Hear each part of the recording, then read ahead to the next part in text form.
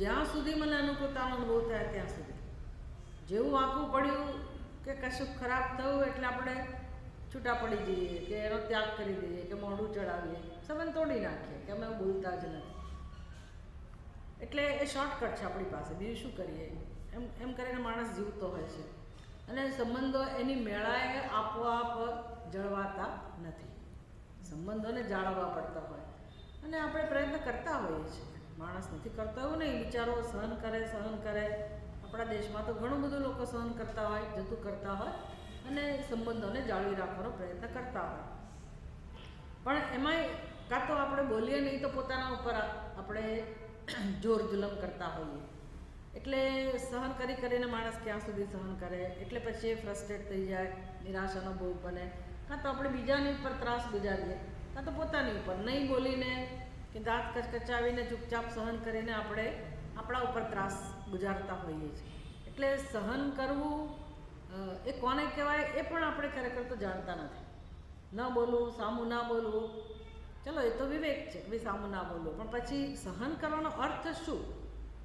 પોતાની પર ત્રાસ આપણે ગુજારીએ કે બોલીએ નહીં. ઘણા લોકો ખાવા પીવાનું છોડી દે, ઓછું કરી નાખે અને પોતાની જાતને પછી એ કોસ્યા કરે, તો એ પણ કંઈ સહન કરવું એને પણ નથી કહેતા. એટલે તમે જુઓ ગ્રંથ આપણા બધા વિવેક ચૂડામણી એ બધાની અંદર બહુ સુંદર વ્યાખ્યા શંકરાચાર્યજી કરતા હોય છે કે તિતિક્ષા ખરેખર કોને કહેવાય, સહન કરવાનું કોને કહેવાય. એટલે એ બધામાં સાચી સમજ જ જોઈએ. પછી એને તિતિક્ષા કહો, સહનશીલતા કહો, વૈરાગ્ય કહો, આ બધું ભેગું જ છે. ચણા જેવું જ છે. જેમ તમે પેલી મેગી ખાઓ ને, નૂડલ્સ, તમે આમ કોઈ દિવસ એક તાંતણો લઈને ના ખાઈ શકો. આટલી લેવી હોય તો આખું પૂછડું આવે. એમાં બધા મૂલ્યો પણ અંદર સંકળાયેલા છે. એટલે કોઈક એવું એક મૂલ્ય આપણા જીવનમાં આપણે ઉપાસના માટે રાખ્યું હોય કે ભાઈ મારે આનો વિકાસ કરવો છે મારા વ્યક્તિત્વમાં, તો જ ખરેખર જીવનમાં આપણી ઉન્નતિ થતી હોય છે. હવે આધ્યાત્મિક ઉન્નતિ અને ભૌતિક ઉન્નતિ જુદી વસ્તુ નથી ખરેખર. જો આધ્યાત્મિક ઉન્નતિને પાયો બનાવીએ તો ભૌતિક ઉન્નતિ એની મેળા થાય જ છે અને પુરુષાર્થ તો કરતા જ હોઈએ છીએ ભૌતિક ઉન્નતિ માટે. પણ ભૌતિક ઉન્નતિને ખાલી ધ્યાનમાં રાખીને આપણે જીવન જીવીએ તો આધ્યાત્મિક ઉન્નતિ થતી તો નથી જ, પણ આપણી અંદર સારા ગુણો હોય તો એને જતા રહેતા વાર નથી લાગતી. એ ગુણો પણ નાશ પામે. એટલે બાળપણમાં કેવા લોકો નિર્દોષ હોય, ભાઈઓ વચ્ચે કેટલો સરસ, બધા ભાંડડા વચ્ચે કેવો પ્રેમ હોય, કેવા એકબીજા હળી મળીને રહેતા હોય, ભલે તોફાન મસ્તી કરતા પણ પ્રેમ હોય. મોટા થયા પછી એ જ ભાઈ બહેનો એની અંદર દરાર પડતા વાર ના લાગે, એ સંબંધોમાં તિરાડ પડતા વાર ના લાગે. કેમ તો કે સ્વાર્થ મહત્વનો બની જાય. તો એનો અર્થ શું થયો? મોટા થયા એટલે આપણી નિર્દોષતા, જે સારી ક્વોલિટી હતી એ નાશ પામી, એ ગુમાવી અને પછી જે સ્વાર્થને કારણે બીજા દોષ આવે એ આવતા હોય છે. આ તો આખા આપણા જીવનનું ચિત્ર છે. મનુષ્યના જીવનમાં આવું બધું આપણે જોઈએ છીએ. તો આપણા જીવનમાં આ બધું જ છે, બીજું શું છે? તો જીવનનો અર્થ કંઈ સરતો નથી. જીવનમાં જે માણસને આનંદ જોઈએ, સુખ શાંતિ જોઈએ, એ નથી મળતા. તો સંબંધોમાંથી સુખ મેળવવું હોય, ઘરમાં જે કંઈ આપણને પ્રાપ્ત થવું છે આપણા જીવનમાં, આપણા પુરુષાર્થને પરિણામે કહો કે ભગવાનની કૃપાથી જે કંઈ પ્રાપ્ત થવું હોય, પ્રારબ્ધવશાત પ્રાપ્ત થવું હોય, એ બધાનો આનંદ પણ જો આપણે ના લઈ શકતા હોઈએ તો બીજું નવું શું મેળવીને સુખ મેળવવાનો આશા રાખી જ ના શકાય. એટલે જે છે આપણી પાસે એમાંથી ભરપૂર સુખ મળી શકે એમ છે. તકલીફ ક્યાં છે? આપણે આપણી જાતને તૈયાર કરતા નથી. શું કરવું એ આપણને ખબર નથી. એટલે સત્સંગમાંથી આ બધું માર્ગદર્શન મળતું હોય છે. એટલે આ વૈરાગ્ય સાધન એવું નહીં સમજવાનું કે જેને મોક્ષ જોઈતો હોય એના માટે જ ઉપયોગી છે. એના માટે તો વૈરાગ્ય સિવાય કોઈ ઉપાય જ નથી. મોક્ષ તો ન જ મળે જો વૈરાગ્ય ના હોય તો.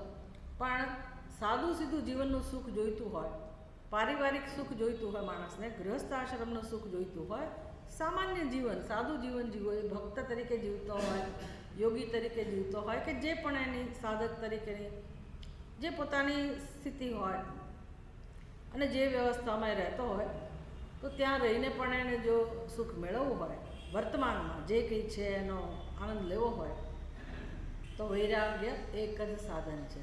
એમાં તમારે પ્રારબ્ધ બદલવાની રાહ જોવાની જરૂર નથી કે ક્યારે મારું પેલું કહે છે ને પાંદડું હટી જાય, નસીબ આડે પાંદડું ખસી જાય, કંઈ રાહ જોવાની જરૂર નથી. પાંદડું તો જન્મોથી આડું છે હજી, કે ખસે બસે નહીં. થોડીક વાર લાગે કે ખસ્યું, પાછું વાવાઝોડું આવે ને પાછા આપણા હતા ત્યાં થઈ જતા હોય છે. એવા કંઈ પાંદડા ખસતા નથી. પૈસો ના હોય ને પૈસો આવી જાય પણ પછી બીજું દુઃખ આવતું હોય, જાત જાતની સમસ્યાઓ હોય જીવનમાં. એટલે માણસને શાંતિનો અનુભવ તો થતો જ નથી. એટલે આ બધું શીખવા જેવું છે અને જીવનમાં કેળવવા જેવું છે. આપણા સ્વભાવમાં, આપણા વ્યક્તિત્વમાં બધી વસ્તુઓ સાચી સમજ હશે તો પછી આપોઆપ એ વ્યવહારમાં કે વ્યક્તિત્વમાં આવશે. તો જે વ્યક્તિએ વૈરાગ્ય કેળવ્યો છે એ કેવો નિર્ભયતાથી જીવન જીવે છે અને ચક્રવર્તી જાણે કે એણે ચક્રવર્તી રાજા જેવું રાજ્ય પ્રાપ્ત થયું હોય એવી આનંદની સ્થિતિમાં એ જીવતો હોય છે. હજી તો જ્ઞાન નથી થયું, ખાલી વૈરાગ્યને જ એને કેળવ્યો છે. તો પણ કહું કે શત્રુઓ તો છે જ. કયા શત્રુઓ છે? પેલા ચક્રવર્તી રાજાને પડોશી રાજ્યના શત્રુઓ હોય. આ મનુષ્યને કયા શત્રુઓ છે? આ સાધકના જીવનમાં કયા શત્રુઓ છે? આંતરિક શત્રુઓ, જે બધાની અંદર હોય. કોઈ વ્યક્તિ એવી ના હોય કે જેના અંતઃકરણમાં આંતરિક શત્રુઓ ના હોય. એ તો બધા છુપા શત્રુઓ છે, દેખાય નહીં કાંઈ. એટલે આપણને બધું બહુ સારું લાગે. આપણને બહારના શત્રુઓ તરફ ધ્યાન હોય, આંતરિક શત્રુઓ ના જણાય. જેમ અંદરની યાત્રા શરૂ થાય, આપણે અંતર્મુખ બનીએ અને ખરી સમજ આવતી જાય ત્યારે આપણે એક એક શત્રુને ઓળખીએ કે જો મારી અંદર આ બધું જ છે અને એટલા માટે હું આનંદનો કે સુખનો અનુભવ નથી કરી શકતો કે નથી કરી શકતી. તો પોતે જ જ્યારે આ બધું જોવે તો કેમ સહન થાય? હવે એને ખબર છે કે આંતરિક શત્રુ મારી અંદર જ છે. આંતરિક શત્રુ એટલે જ આપણી પોતાની અંદર. તો એ શત્રુને કેમ દૂર કરવા, એના માટે તો એક મનુષ્યનું જીવન છે. આ એક જ કામ કરવાનું છે ખરેખર જીવનમાં, એક જ કામ, બાકી કશું કરવાનું નથી. વીણીને આ બધા આંતરિક શત્રુઓને દૂર કરવા, સાફ કરવા. અને બહુ આનંદનો આ માર્ગ છે. કારણ કે જેમ મને કેવા દૃષ્ટાંત યાદ આવે છે, એટલે નાનપણમાં છોકરીઓના માથામાં જૂ પડે ને, આખો દિવસ બિચારી ખંજવા કરતી હોય. મેં એવા દ્રશ્યો જોયા છે કે એને વાંદરા પાસે મૂકી દે, એટલે વાંદરો આમ લઈ લઈને એ લોકો તો એને ખાઈ જતા હોય જાતનું. અને એની માં પણ કદાચ એ કરતી હોય તો એ જેમ એ બધા એને દેખાય, બધું સાફ કરે, કેવી એને પેલીને શાંતિ લાગે. શાંતિ લાગતી અનુમાન કરીએ આપણે. આમ અંતઃકરણમાં બધા કીડા ખદબદ થયા જ કરે, આપણને ખબર જ નથી. એટલે જો આપણે સાવધાન થઈએ અને એને પકડીને દૂર કરીએ, નક્કી કરીએ કે મારે હવે આ નથી જોઈતું, ચોક્કસ આપણને એમાં સફળતા મળે છે. તરત આપણી બુદ્ધિ કે જો ભાઈ આ ભૂલ થઈ. આપણને બોલવો કરંટ એવું હોય, કોમેન્ટ પાસ કરંટ એવું હોય, આપણને એમ લાગે એમાં શું મોટી નવી વસ્તુ છે, રમૂજમાં કહી દેતા હોઈએ. પણ પછી એની પાછળ આપણે વિચાર કરીએ કે ઘણા લોકોને નથી ગમતું, ઘણા લોકોને એટલું બધું ઊંડું એ સ્પર્શી જાય છે અને તો પછી હિંસા કહેવાય. તો હવે ટેવ તો પડી ગઈ છે, આપણાથી રહેવાતું જ નથી. પણ આપણે નક્કી કર્યું કે ના, અમારે એમાંથી મુક્ત થવું છે. તો પછી ધીરે વાર લાગે, પણ ધીરે આપણી બુદ્ધિ આપણને કહે કે ભાઈ ના, નો મોર, હવે આપણે એવું આપણું વર્તન એવું હોવું જોઈએ નહીં. ભલે એ વ્યક્તિનો વ્યવહાર આવો હોય. અને શું કામ આપણે એવી રીતે કોમેન્ટ કરવી જોઈએ? આ તો નાનકડું દ્રષ્ટાંત છે. આપણને જ્યાં એવું લાગે, આપણને લાગવું જોઈએ કે આ યોગ્ય નથી. બસ તકલીફ એ છે કે આપણે વિચાર નથી કરતા. વિચાર કરીએ તો સમજાય. તો જીવનમાં આ એક જ વસ્તુને આપણે સમર્પિત હોઈએ તો તરત જ શાંતિનો અનુભવ થતો હોય છે. એટલે એને વિરોધી તો છે જ સાધકને. કોણ વિરોધી છે? સંકલ્પો. એના મનમાં જન્મતા જાતના સંકલ્પો. પછી એ સંકલ્પોનું તમારે નિરીક્ષણ કરવું પડે. સ્થૂળ સ્તરના સંકલ્પો એ તો બધા આપણે જીવનમાં બહુ કર્યા અને બહુ એમાંથી પ્રવૃત્તિ જન્મી. શાંત ચિત્તે બેઠા હોઈએ ત્યારે મનમાં જે નવી ઈચ્છાઓ જન્મે, બસ પછી એ ઈચ્છા પૂરી કરવીનું નામ સંકલ્પ. એટલે હવે સમજદારી આવી, પરિપક્વતા આવી, તો નક્કી કરીએ કે મારે એને મહત્ત્વ આપવું કે ના આપવું, એ ઈચ્છા પૂરી કરવા જેવી છે કે નથી કરવા જેવી, અને કરવું તો કઈ રીતે કરવું, નવા નવા આયોજનો ઊભા કરવા કે ના કરવા. તો જે હવે શાંત ચિત્તે ભગવાનનું ભજન કરી રહ્યો હોય, જેને ચિંતન મનનમાં રસ હોય, એને હવે આવા બધા સંકલ્પો ગમતા નથી. એટલે એ પછી સંકલ્પોને સત્યતા ના આપે, સંકલ્પ આવીને જતો રહે. સંકલ્પ તો જન્મવાનો છે, પણ આપણે સાવધાન હોવા જોઈએ કે મારે એના માટે કામ કરવું કે ના કરવું. તો જતો કરીએ, પછી સંકલ્પ જતો રહે. આપણે નિશ્ચય ના કરીએ પણ એ સંકલ્પો આવવાના, એટલે કે સંકલ્પ વિરોધી આ એના શત્રુઓ છે સંકલ્પો. પછી શાંતિ જે એણે જીવનમાં કેળવેલી છે એનું ધન છે, અને ત્રણેય લોકનું જાણે કે એને રાજ્ય પ્રાપ્ત થયેલું છે. હવે એ કેવો નિર્ભય છે એની વાત કરે છે 3જા શ્લોકની અંદર. આ ગ્રંથનું નામ શું છે? વૈરાગ્ય શતક. શતક એટલે શું? 100 શ્લોક છે. અને આપણે કયા શ્લોક? એટલે આપણે એવો સંકલ્પ નથી લીધેલો કે 100 શ્લોક કરવા આ વખતે. સમજ પડી? આપણે ગ્રંથનું અધ્યયન કરવું જેવો સંકલ્પ છે. જ્યારે જેટલો સમય મળે, જ્યારે મળીએ ત્યારે આપણે આ ટેક્સ્ટ બુક હાથમાં લઈશું. એટલે આરામથી ચર્ચા કરીએ છીએ. આપણે આમ 100 શ્લોક પૂરા કરવા એવો આપણો સંકલ્પ નથી. પૂરા કરવા પણ આ જ સત્રમાં કરવા એવો નિયમ નથી. રાજ્ઞો બિભેતિ લોકઃ રાજાન પુનસ્ત્રિપો વૈરિભ્યઃ પુનરિતો વૈરિભ્યઃ આ બ્રહ્મણ કૃતાંતાત અકુતો ભયમસ્પૃહા રાજ્યમ.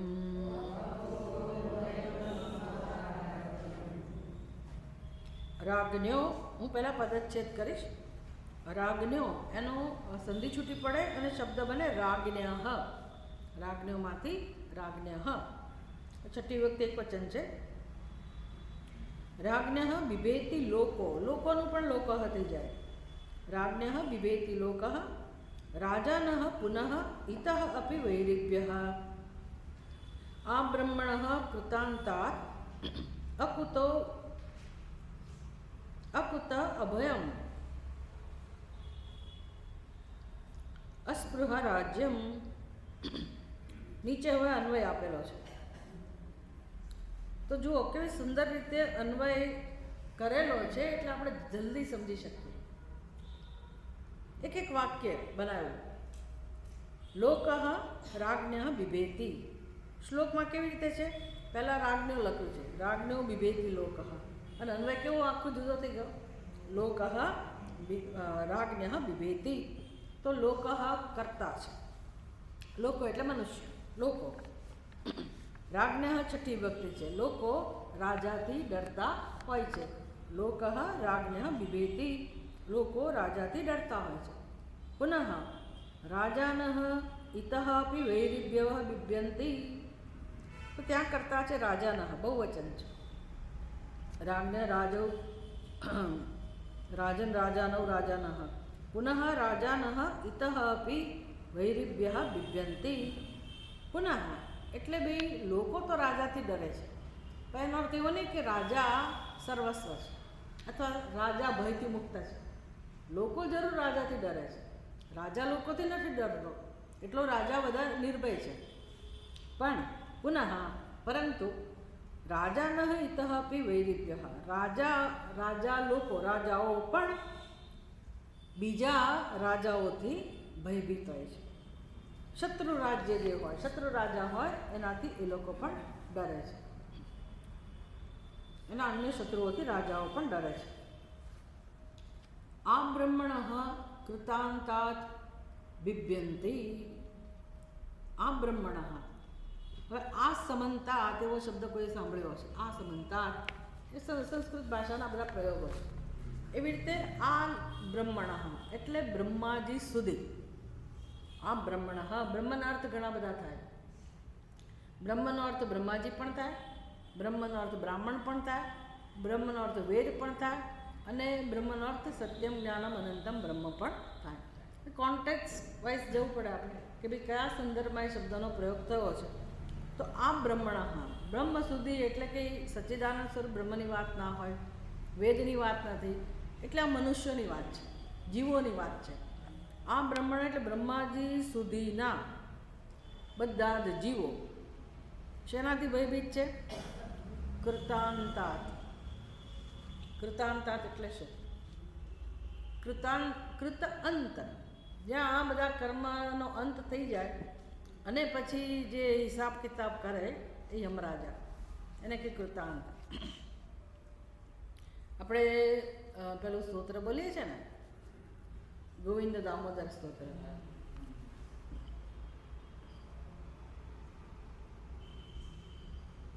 जिह्वे रसग्ने मधुर प्रियात्वं सत्यम हितम परमं वदामि.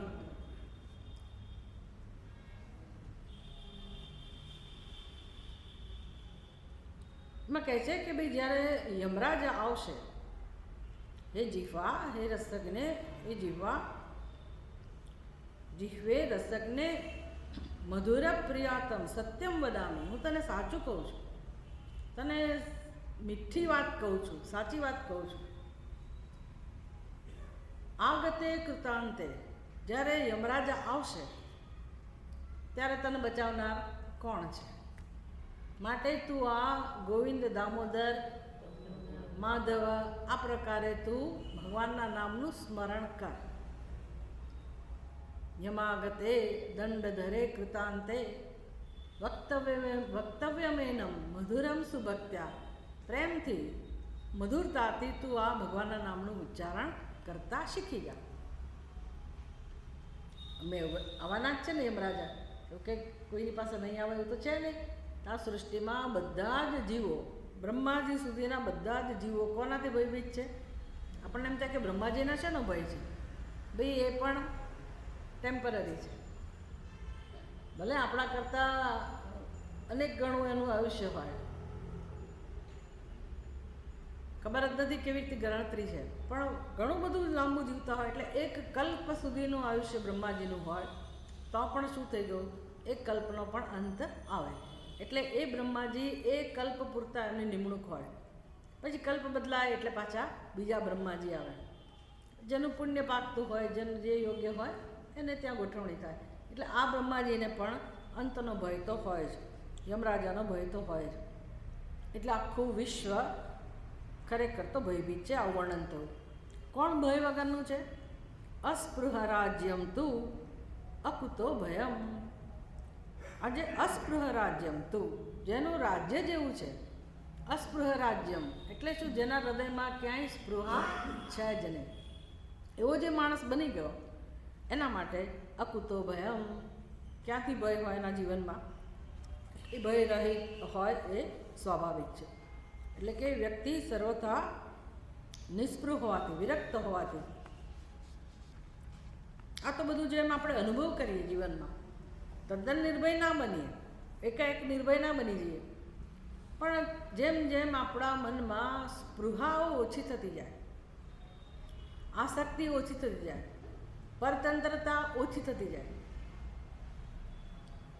એક સમય એવો હોય કે ભાઈ અઠવાડિયામાં એક સિનેમા જોયા વગર તો ચાલે જ નહીં. લોકોને એવું હોય દર શનિ રવિ આવે એટલે સિનેમા જોવા જાય. હવે તો મોબાઈલમાં જ આવી ગયો ને, એટલે હવે ખબર ના પડે કે આ માણસ દિવસના કેટલા મૂવી જોઈ નાખતો. જાત જાત નાના મોટા કંઈક ને કંઈક જોયા જ કરે. પણ પહેલાં તો મફતમાં તો જવાતું નહોતું. કેટલું બધું તમારે એના માટે પૈસા ભેગા કરો, કોઈ કંપની હોય, આ હોય, તો ઘણું બધું. આ તો સિનેમાનું એક દ્રષ્ટાંત છે.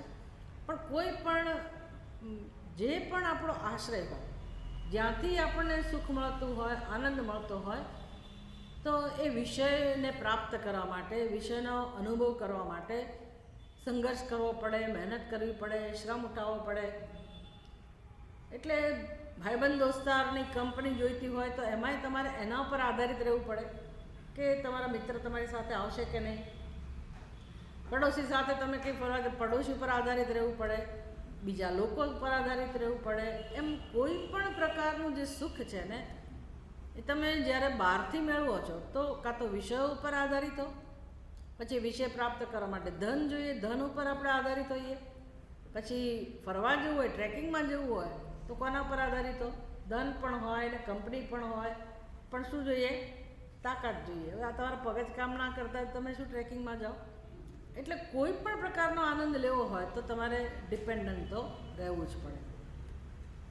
જેમ જેમ આપણી અંદરથી આપણને સુખનો અનુભવ થતો જાય, જેમ જેમ આપણને આપણું મહત્ત્વ સમજાતું જાય અને બીજાનો આશ્રય ઓછો થતો જાય, સ્વાભાવિક જ, પછી બહુ સારું લાગે. હવે આપણી સાથે કોઈ બોલે કે ના બોલે એનું દુઃખ ના લાગે, કોઈ આપણામાં રસ લે કે ના લે એનું દુઃખ ના લાગે. સત્સંગથી લોકોમાં આવું પરિવર્તન આવતું હોય છે. ઘણા લોકો મને કહેતા હોય છે કે હવે મને જ નથી થતું. એ જમાનો હતો ને બહાર સિનેમા જોવા જવાનું મન, તો કે હવે અમને કંઈ જવાનું મન નથી થતું, પાર્ટીમાં નથી જતા, સિનેમા જવાનું મન ના થાય, બહુ બધા વ્યવહારમાં જવાનું મન ના થાય. બહુ મોટું પરિવર્તન કહેવાય. બાકી વ્યવહારમાં બધાને જવું ગમે, લગ્નમાં કોને ના જવું, બધાને જવું. 75 વર્ષ 80 વર્ષ ઉંમર થઈ જાય પણ તોય ના, અમારા નજીકના સગાના લગ્ન છે ત્યાં તો જવું જ જોઈએ ને. એટલે પછી એક લગ્નમાં જવું એટલે હા બહુ મોટી બધી તૈયારી જોઈએ. તમને લોકોને તો ખબર નહીં હોય, જો તો ભાવનગરમાં જો કહેવાય તો બધું બહુ ફેશનેબલ થઈ ગયું. પણ કોઈ એક લગ્નમાં જવાનું હોય એના માટે થઈને કેટલો ખર્ચો. બી જેના લગ્ન હોય એના તો ખર્ચો હોય, પણ લગ્નમાં જેને જવાનું હોય ને એનો જ ખર્ચો. કેમ ભાઈ? તો કે પેલી સાડી પહેરાવવા માટે કોઈ બહેન આવે, મહેંદી મૂકવા માટે કોઈ બહેન આવે, આ કરવા માટે બહેન બ્યુટી પાર્લરમાં જવાનું, લગ્નમાં જવા માટે જ.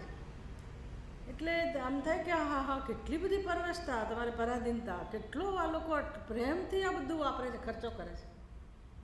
એટલે કેટલો આનંદ મળે છે એમાંથી.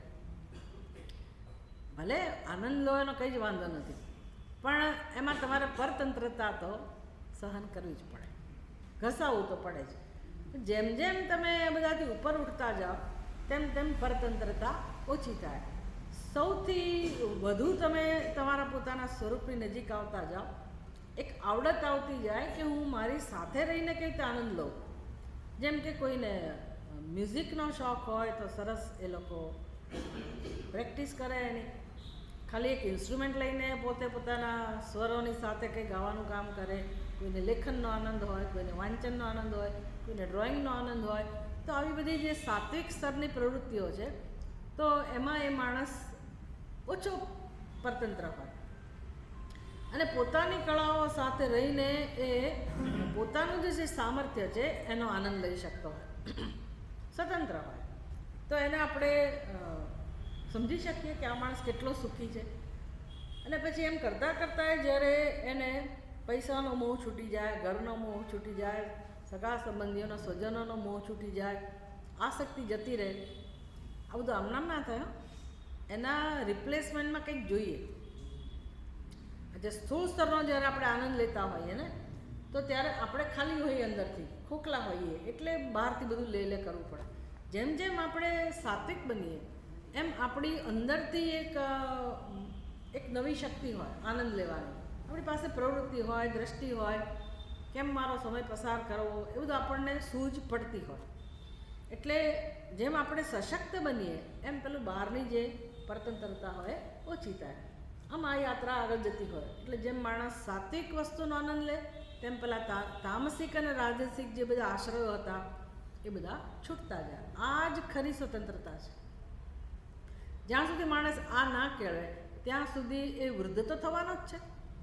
જેમ જેમ માણસ વૃદ્ધ થાય એટલે કોને અજાણ્યું છે કે વૃદ્ધ માણસની શું સ્થિતિ હોય? બધા જાણે જ છે ને. વૃદ્ધાવસ્થામાં એ પૈસાદાર ઘરનો હોય કે ગરીબ ઘરનો.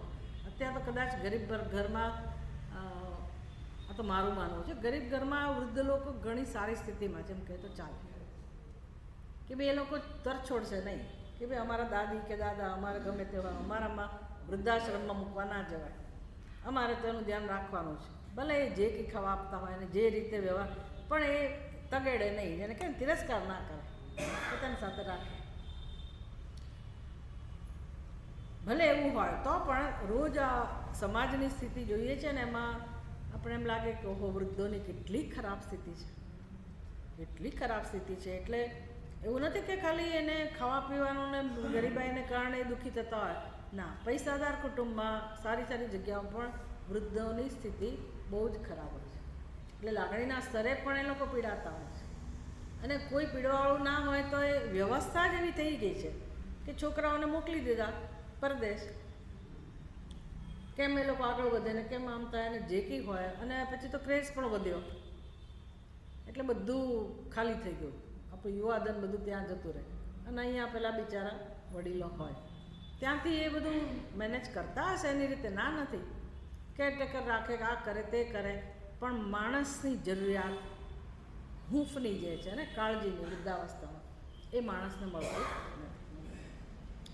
તો તમે વિચાર કરો કે એ લોકો એટલા બધા દુઃખી થતા હોય, શું કરવું એને ખબર નથી, અને સતત ફરિયાદ હોય કે મારી પાસે કોઈ આવતું નથી, કોઈ મારામાં રસ લેતું નથી, મારી પાસે કોઈ બેસતું નથી. કેમ એવું છે? કારણ કે હવે પોતે કશું કરી શકતા નથી. હવે આ કેમ ફરિયાદ શરૂ થઈ? પોતે કરી શકતા નથી. એનો શું તો પરતંત્ર જ હતા ને આખી જિંદગી. તમે કોઈ દિવસ એવું કામ કર્યું જ નહીં કે પોતાની પાસેથી કેમ આનંદ લેવો, એટલે બીજા ઉપર જ નિર્ભર રહ્યા. તો ખરેખર તો જીવન શેના માટે છે? જ્યારે આપણે સશક્ત છીએ ત્યારે કેમ આત્મનિર્ભર બનવું. ખાલી પૈસા જાતે કમાવા, પોતે હાથે પોતાના કામ હાથે પગે પોતાની જાતે કરવા, એટલું નામ જ આત્મનિર્ભર નથી. પોતાની જે લાગણીના સ્તરની જરૂરિયાતો છે, મનના સ્તરની જે જરૂરિયાતો છે એ પૂરી કરવાનો સમય અત્યારે છે. એટલે જેટલું મન સમૃદ્ધ હોય, જે મનમાં સંતોષ હોય, સાત્વિકતા હોય, જેણે એવું આલંબન લીધું હોય એવી વસ્તુઓનું, અભ્યાસ કર્યો હોય કે ભાઈ સત્સંગ કોને કહેવાય, શ્રવણ મનન કોને કહેવાય, કશું નહીં તો આપણે ત્યાં કેટલું સાહિત્ય છે, પાર વગરનું સાહિત્ય એવું છે કે જે આપણને સાત્વિક બનાવે, શાંતિ આપે, રસનો અનુભવ કરાવે. કેટલા બધા મહાપુરુષોના જીવન ચરિત્ર છે, કેટલી શ્રેષ્ઠ કવિતાઓ છે, કેટલું બધું છે આપણે ત્યાં. અને તમને વાંચતા ના આવડતું, લખતા ના આવડતું, તમારી વાત નથી, માણસની વાત છે કે કોઈ માણસ એવું હોય કે લખતા વાંચતા ના આવડતું તો કંઈ નહીં, તમે સાંભળી શકો. અને એક તો જમાનો હતો, અત્યારે ખબર નથી, પણ મેં કેટલી બધી બહેનોને જોઈ છે, બહેનો અને ભાઈઓને ભણ્યા ના હોય, લખતા વાંચતા ના આવડતું, પણ લાંબા લાંબા ભજનો ગાઈ શકતા, બધું કડકડાટ સમૂહમાં, કોઈ ભણ્યું ના હોય. હું તમને આટલા લાંબા લાંબા ભજનો ક્યાંથી યાદ રહેશે? એનો તાલ યાદ હોય, રાગ યાદ હોય, સરસ રીતે ગાઈ શકતા હોય અને આનંદ કરતા હોય. તો આવું કશું શીખ્યા હોઈએ તો પણ જ્યારે આપણે એકલા પડીએ તો આપણે આપણી રીતે તો આનંદ લઈ શકીએ, કોઈની જરૂર ના રહે. પણ આ કામ થતું નથી. આસક્તિમાં ને ચિંતામાં ને કર્તવ્યમાં એમાં આમાં માણસ જિંદગી પૂરી કરી નાખે છે. પણ પછી પોતાનું કર્તવ્ય માટે પણ સમય આવે છે ને જીવનમાં, એને પણ સ્થાન છે જ ને. શાસ્ત્રએ કહ્યું છે કે ભાઈ હવે તમારા માટેનું કર્તવ્ય શરૂ થાય. વાનપ્રસ્થાશ્રમ 50 વર્ષ પછી આપણા માટેનું કર્તવ્ય છે. તો હજી બાળકોનો મોહ છૂટે નહીં. તો એ તો એનું જે બી ભાગ્ય લઈને આવ્યા છે, તમે મોટા કર્યા, તમારી ફરજ પૂરી કરી, હવે તમે તો આગળ વધો, પણ ના, અટકી પડેલા છે. અને પછી તો બાળકો ક્યાં સુધી મદદ કરે? પૈસે કેરટેકર રાખી દે, બાકી તો શું, આપણું દુઃખ તો આપણે જ ભોગવવાનું ને. સમજાય છે ને? એટલે જેટલો આ સત્સંગ થયો હશે, અંદર ગયું હશે, તો એ બધું યાદ આવશે. આપણે જ્યારે એકલા પડીએ ને તો બધું યાદ આવે કે ભાઈ કંઈક સમજવા જેવું છે, ચિંતન કરવા જેવું છે. તો વૈરાગ્ય જીવનમાં કેળવવાની આ રીત છે. જેમ જેમ આપણે આંતરિક રીતે સમૃદ્ધ થતા જઈએ તેમ તેમ નિર્ભયતા જીવનમાં આવતી જાય છે. નિર્ભયતા શેનાથી આવે છે? નિસ્પૃહતાને કારણે. નિર્ભયતા છે ને આત્માનો સ્વભાવ છે.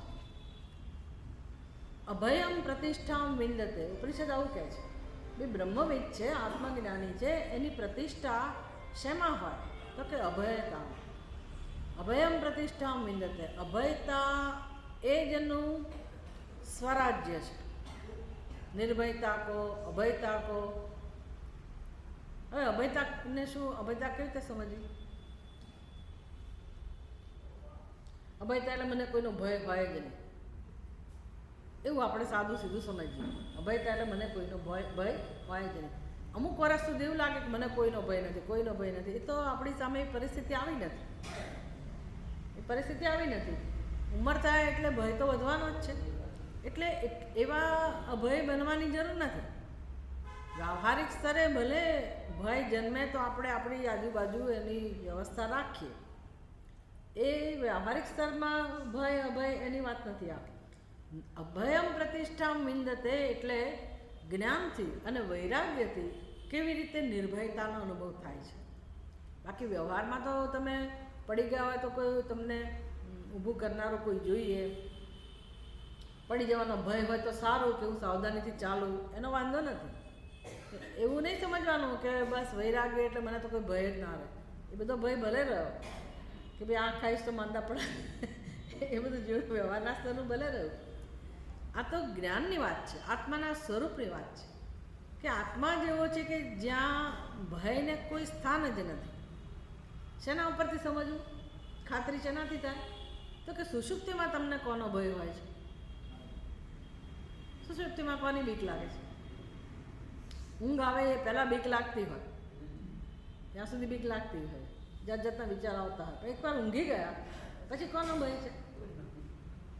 કેમ નથી ભય ત્યાં સુષુપ્તિમાં? ત્યાં આત્મા તો છે જ, ભય કેમ નથી? એટલે ઉપનિષદ કહે છે દ્વૈતાથી ભયમ ભવતી.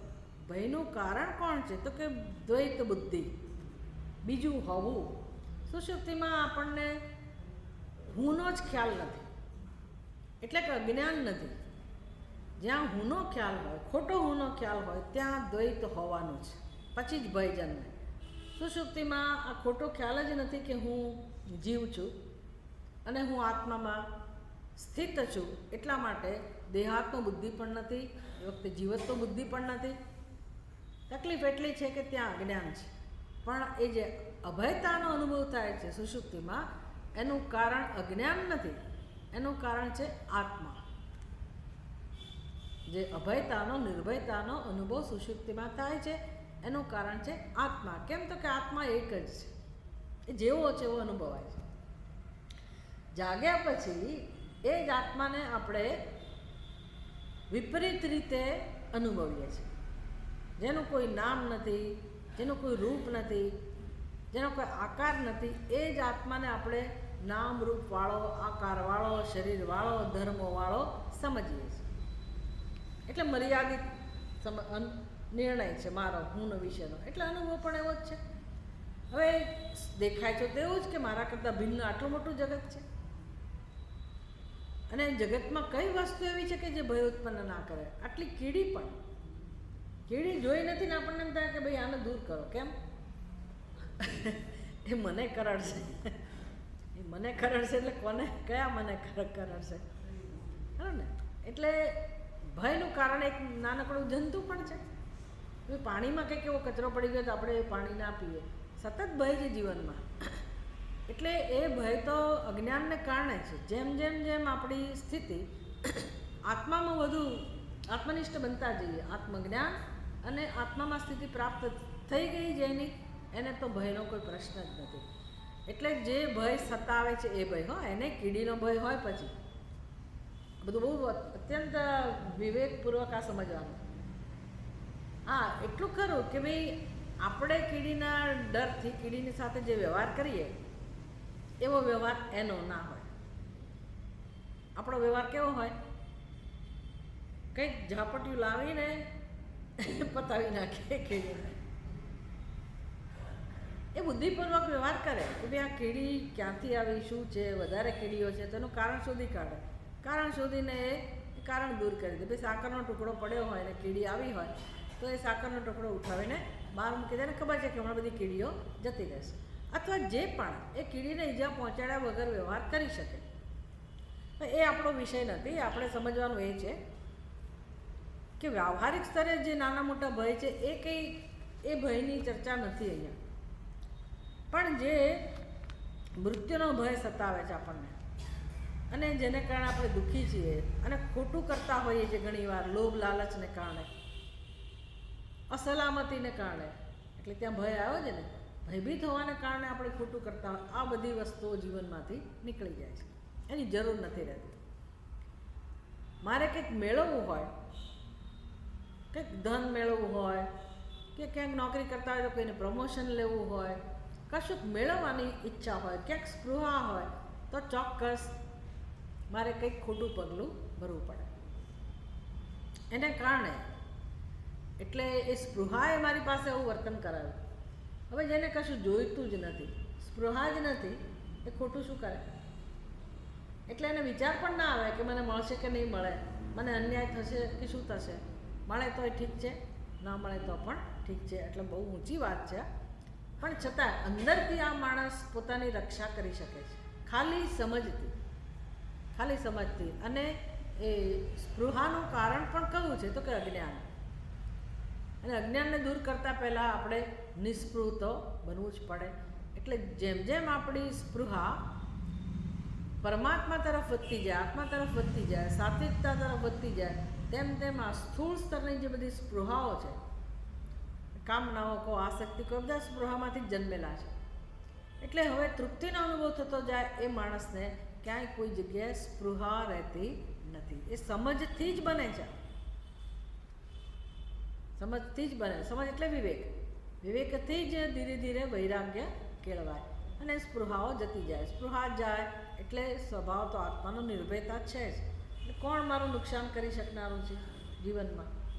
એમ એટલી બધી સ્વતંત્રતાનો, એટલી બધી અભયતાનો અનુભવ થાય, પૂર્ણતાનો અનુભવ થાય. અને દ્વૈત બુદ્ધિ જે ના રહી હોય તો કોનાથી ભય હોય? આમ વૈરાગ્યવાન વ્યક્તિના જીવનમાં કોઈ પ્રકારનો ભય નથી રહેતો.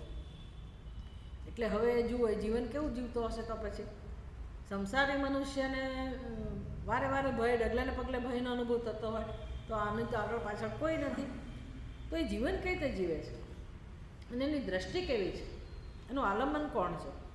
તો ચોથા શ્લોકમાં કહે છે, ભિક્ષા પ્રદા જનન્યઃ પિતરો ગુરવઃ કુમારકા શિષ્યાઃ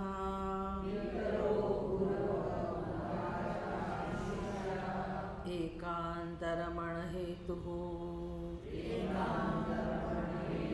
શાંતિર્દયિતા વિરક્તસ્ય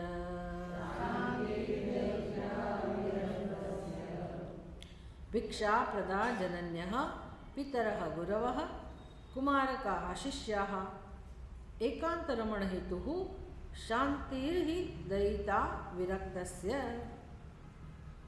સરળ અન્વય તો અન્વય છે જ, એટલે અન્વય નથી કરતા. એ ભોજનની વ્યવસ્થા શું છે આ વૈરાગ્યવાન વ્યક્તિની? વર્ણન અહીં આવ્યું છે કે જેણે ખરેખર સંન્યાસ લીધેલો છે, જેને બધું છોડી દીધેલું છે. આ વર્ણન ઉપરથી એવું લાગે છે, પણ એનો અર્થ એવો નહીં કે આપણને છૂટ મળી ગઈ. જેને સંન્યાસી નથી એને છૂટ મળી ગઈ એવો અર્થ નથી. હંમેશા લોકો શું કે બે અમે તો સંસારી, તમે સંન્યાસી, તમે આ બધું કરી શકો, તમને આ બધું પાલવે, અમારાથી આ ના થાય, અમે સંસારી. હવે આ જે સમજ છે ને એમાંથી જ ઉપર ઉઠવાનું છે કે સંસારી તો ખરેખર કોઈ છે જ નહીં. વાસ્તવિકતા એવી છે કે ખરેખર કોઈ સંસારી નથી. એટલે તો ઉપનિષદ સીધો જ ઉપદેશ આપે છે, તમ સંસારી ન હસી. કોઈ પણ માણસ કેમ ના જાય એની પાસે? તો ઉપનિષદને આટલું જ કહેવું છે, તમ સંસારી ન હસી, તું સંસારી નથી. પણ આપણી બુદ્ધિમાં ઘૂસી ગયું છે કે હું સંસારી. કેમ? તો કે અમે લગ્ન કર્યા, અમારે ઘર છે, અમારે પરિવાર છે, અમે બાળકો છે. એટલે ભલે સમાજમાં સમજથી કામ થતું હોય, લોકો આવું સમજતા હોય, પણ તમે વિચાર કરો કે આપણા જીવન જીવવાની પદ્ધતિમાં કેટલા આશ્રમ છે? 4 આશ્રમ છે. પહેલો આશ્રમ કયો છે? બ્રહ્મચર્ય આશ્રમ. પછી ગૃહસ્થ આશ્રમ. પછી વાનપ્રસ્થ આશ્રમ. કોના માટે છે? જે ગૃહસ્થી છે એના માટે જ છે કે નહીં? અરે વાનપ્રસ્થ એટલે જંગલમાં જવાનું હોય, ખબર છે ને? વનમાં જવું એનું નામ વાનપ્રસ્થ. હવે નથી જતા એટલે શું કહે, તમે હવે વાનપ્રસ્થી ના કહેવા? તમે પાલન નથી કરતા, બાકી છો તો વાનપ્રસ્થી જ ને. એક જમાનો હતો કે લોકો પાલન કરતા હતા. કઈ રીતે પાલન કરતા હતા? કાં તો પોતાના આંગણામાં જે લોકો પોતાની કુટિયા બનાવે, અને કુટીચક એવો સંન્યાસ પણ કહે, પોતાના આંગણામાં જ હોય. હજી કોઈક જગ્યાએ મેં જોયું છે, આઉટ હાઉસ જેવું બનાવે નાનકડું, અને દાદા દાદી ત્યાં રહેતા હોય, બીજું બધો પરિવાર ઘરમાં હોય. લોકો એની દેખભાળ કરે, પણ પહેલાં બંને જણા બહુ જ શાંતિથી, પ્રેમથી પોતાનું જીવન ત્યાં જીવે. બીજી બધી પ્રવૃત્તિઓમાં એને રસ ના હોય, એમાં વચ્ચે પડે પણ નહીં. એમને જે ભોજન મળે એ ભોજન લઈ લે, અને બંને જણા એમની જે કંઈ ઉપાસના કરતા હોય, એમનું શ્રવણ મનન ચાલતું હોય, સત્સંગ ચાલતું હોય, ધ્યાન ભજન ચાલતું હોય, તે સરસ રીતે જીવન જીવતા હોય છે. તો એક સમય એવો હતો કે વનમાં નીકળી જાય. હવે આખી વ્યવસ્થા બહુ સરસ હતી. ત્યાં તો બધું આપણે કલ્પના જ કરવાનું રહ્યું કે 50 વર્ષના જ્યારે એ લોકો બંને થઈ જાય પતિ પત્ની, તો એના બાળકો મોટા થઈ ગયા હોય, એ 7-8 વર્ષના થઈ ગયા હોય, એટલે એને ભરપૂર પ્રેમ મળી ગયો હોય. એ લોકોએ બાળકોને પોતાના પૌત્ર પૌત્રીને પૂરતો પ્રેમ આપ્યો હોય, એને મળ્યો હોય, અને આમ સરસ કોમ્બિનેશન એમના જીવનમાં. અને હવે સમય આવ્યો કે એ બાળકોને સંસ્કાર અપાઈ ગયા, એટલે હવે બાળકોના એનું મોટા થવાનું કામ જે બ્રહ્મચર્ય આશ્રમમાં જઈને ભલે ભણે, અને માતા પિતા શું કરે, ઘર છોડી અને જતા રહે વનમાં જાય અથવા તીર્થયાત્રામાં જાય. હવે તો આપણે હેલિકોપ્ટરમાં જઈને પાછા આવી જઈએ અઠવાડિયામાં 4 ધામ કરે, પણ નથી. એ વખતે તો બધા પગપાળા જતા હતા, અને પોતાનો સામાન લઈને જાય, સીધું લઈને જાય અને કહીને જાય કે અમે પાછા આવ્યા તો ઠીક છે, નહીંતર રામ રામ. એવી જ નિષ્ઠાથી જાય અને ફરતા ફરતા જે તીર્થસ્થાનો આવતા હોય ત્યાં રહે, આનંદથી સત્સંગ કરે, તીર્થયાત્રા કરે, પાઠ પૂજા કરે, અને બંનેની કંપની હોય, એની સાથે બીજા જોડાયેલા હોય, પણ આવી રીતે આનંદથી જીવન જીવાતું. અને પછી છેલ્લે કયો આશ્રમ? સંન્યાસ આશ્રમ. ભાઈ ગૃહસ્થીને સંન્યાસ આશ્રમમાં પ્રવેશ? તો કે હા. આવું શું કામ છે? જીવન જીવવાની વ્યવસ્થા આવી કેમ છે? કારણ કે દરેકનું સત્ય સંન્યાસી જ છે. આત્મા સ્વરૂપથી સંન્યાસી છે. સંન્યાસી કોને કહેવાય? જેણે ક્યાંય સંગ નથી, જેણે બધું છોડી દીધેલું છે, એનું નામ સંન્યાસી. સમ્યક ન્યાસ, જેણે સારી રીતે બધું છોડી દીધું છે એનું નામ સંન્યાસી. તો આત્માએ શું પકડેલું છે? કોઈના આત્માએ કશું પકડેલું છે? તો આત્મા સ્વરૂપથી તો સંન્યાસી જ છે. એટલે સુષુપ્તિમાં જે આત્માનું સ્વરૂપ છે સંન્યાસી તરીકેનું જ છે, એનો જ લાભ મળે છે. એટલે ખરો સંન્યાસી ગીતામાં ભગવાન કોને કહે છે? જેણે આત્માને જાણી લીધું, અને તો જ સર્વકર્મ સંન્યાસ શક્ય છે.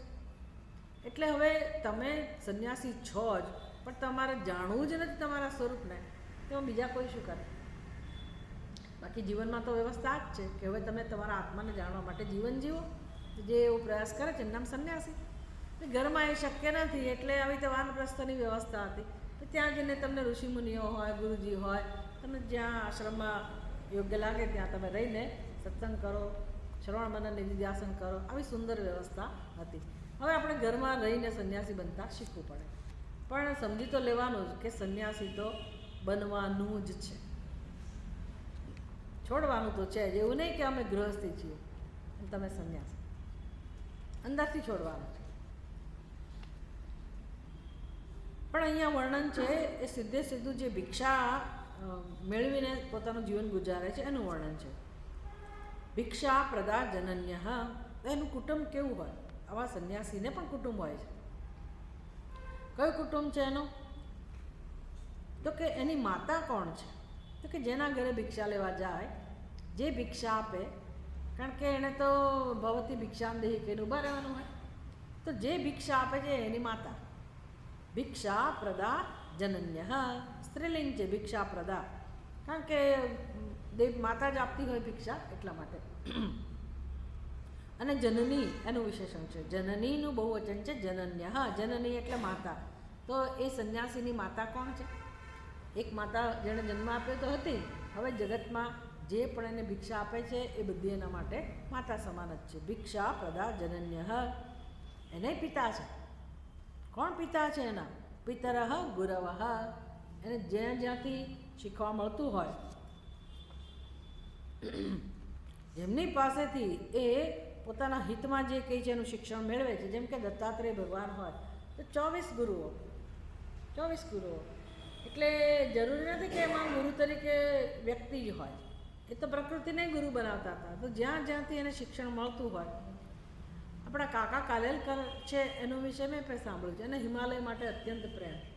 તો પછી એ હિમાલયમાંથી જે શીખે તો હિમાલય એને કેવો દેખાય? પિતા. મને યાદ આવે છે કે હિમાલયમાં ભ્રમણ કરતી વખતે કુદરતી જ આપણને એમ લાગે કે આ આપણા પિતા છે, કારણ કે ડગલે ને પગલે જાણે કે તમને એ સાથ આપતા હોય, હિંમત આપતા હોય, રક્ષા કરતા હોય, માર્ગદર્શન આપતા હોય. આવું છે, આપણી જેવી દ્રષ્ટિ એ પ્રમાણે અનુભવાય. પણ એ તો બધાના પિતા છે હિમાલય. તો કુદરતમાં તમને જેની પાસેથી હિતની મળતું હોય, હિતનું શિક્ષણ મળતું હોય, તો એ આપણા માટે શું બની જાય? પિતા. તો કે આવા સંન્યાસી માટે જ્યાંથી આવું શિક્ષણ મળે છે, મોટે ભાગે ગુરુઓ તો એ એના પિતા સમાન છે. પછી એની પાસે કોઈ શીખવા પણ આવે, તો જે લોકો શીખવા આવે એ સંન્યાસીના શું કહેવાય? પુત્રો. કે કુમારકાહ શિષ્યાહ, જે એની પાસે શીખવા આવે છે અને પોતે જેમને હિતોપદેશ કરે છે એવા શિષ્યો એના પુત્રો છે. હવે કોની જરૂર પડી? એકાંતમાં શું કરે? એકાંતમાં તમારે આનંદનો અનુભવ કરવો હોય તો એની પાસે કઈ વસ્તુ છે? એકાંત રમણ હેતુ શાંતિ દયિતા વિરક્તસ્ય. ભાઈ, વિરક્તને શાંતિનો અનુભવ કરાવનાર, આનંદનો અનુભવ કરાવનાર સંન્યાસી માટે એની પત્ની કોણ છે? કે શાંતિ. શાંતિ એના અંતઃકરણમાં જે શાંતિ છે એનો અનુભવ થાય છે. એને કંઈ કરવું ના પડે. અહીંયા જે મહારાજ આવતા હતા ને એ વર્ષો પહેલાં, એક રસાનંદજી મહારાજ, એમના આ શબ્દો મને યાદ છે કે ભાઈ એમની પાસે કોઈ આવે તો મહારાજજી એમ કે તમે તો પછી અમે જતા રહીશું, પછી તો કંઈક વાતચીત થતી હશે, આવીએ કે ના આવીએ, એમ તમને કંઈ તકલીફ તો નહીં પડે ને? તો કે ભાઈ તકલીફ શું હોય? તમે આવો તો સત્સંગ થશે, તમે જો આવશો તો સત્સંગ થશે, અને નહીં આવો તો શાંતિ તો હતી જ. મારે કશું ગુમાવવાનું નથી, મને કશું મળવાનું નથી. સાચી વાત છે કે નહીં? આપણે ના જઈએ તો એ તો શાંતિમાં મસ્ત જ હતા, અને જઈએ તો એને કંઈ તકલીફ પડવાની નથી, કારણ કે એની પાસે સત્સંગ સિવાય બીજી કોઈ ચર્ચાનો વિષય નથી. એટલે શાંતિ તો એમની સાથે હોય જ. ખેલતી મમ હૃદય શાંતિ વિદેહ સુતા સહચારિણી. બહુ સુંદર એક ભજન છે. જેના હૃદયમાં રામચંદ્રજી રમણ કરતા હોય એની પત્ની કોણ છે? શાંતિ વિદેહ સુતા. વિદેહ સુતા, સીતા રૂપી શાંતિ, શાંતિ રૂપી સીતા એ એની પત્ની છે. કારણ કે હૃદયમાં રામચંદ્રજી રમણ કરતા હોય તો સીતા તો હોય જ ને ત્યાં, તો એના હૃદયમાં આ શાંતિ આપોઆપ છે. આત્મરમણ, આત્મક્રીડા. તો એકાંત રમણ હેતુ શાંતિ દયિતા વિરક્તસ્ય. येन किमपि चेष्टन्ते कार्यप्रतिकार्ययोर्विरहात् सन्तस्तैव मुक्ताः संदेहे गौतमः साक्षी.